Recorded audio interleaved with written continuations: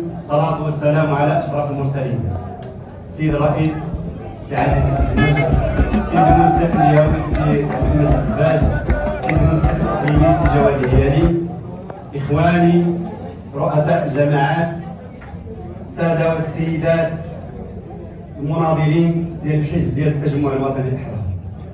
أنا أولا صراحة ممكن وضرت الكلمات بهذا الجمع هذا المبارك اللي صراحة يثلج القلب، لأن إلا كيدل هذا الشيء كيدل أنه كاين تضامن مع الإخوان ديال حزب التجمع الوطني الأحرار ومع الرئيس اللي هو مشكور السي عبد الغفور رئيس جماعة طنجة.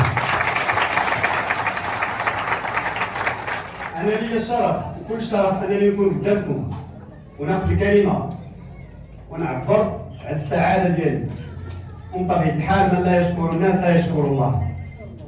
لنا كل الشكر للسي عزيز أخنوش على ما قدمه كرئيس الحزب ولا كما قدمه كرئيس الحكومة. ما علينا إلا نشكروه ونقول له بالتوفيق ونقول له حنا راه معك السيد الرئيس وحنا ملتزمين مع الحزب ودائما مع الحزب ودائما مع السي عزيز أخنوش.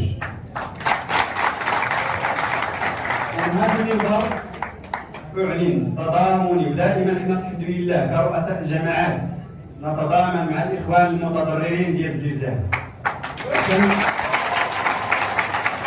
وكنتمنى من الله عز وجل أننا نكونوا صوتكم اللي دافع عليكم إن شاء الله في هذه الملفات هذو مع جميع الإخوان اللي غادي يمثلوا هذا الحزب هذا.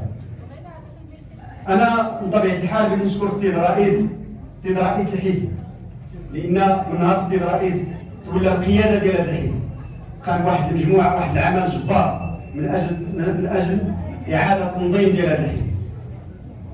والثمرات ديال هذا الحزب هو أنه اليوم شوفوني أنا كمرشح شاب من الشباب اللي جاوا من القاعدة من رؤساء الجماعات اللي ممكن الحزب دار فيهم الثقة، واليوم ممكن ندعم جميع الإخوان وجميع الأحزاب أنهم يديروا ويقتديوا بمثل هذه الأمور هذه، لأن اليوم جاء أننا باش نديروا التغيير، والتغيير كيجي من الشباب.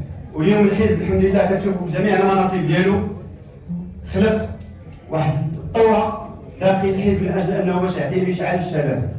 كنشكرك السيد الرئيس، كنشكرك على الحضور ديالك، وكنشكر المناضلين والمناضلات والاخوان والاخوات من جميع الجماعات ومن جميع اقليم الحزب.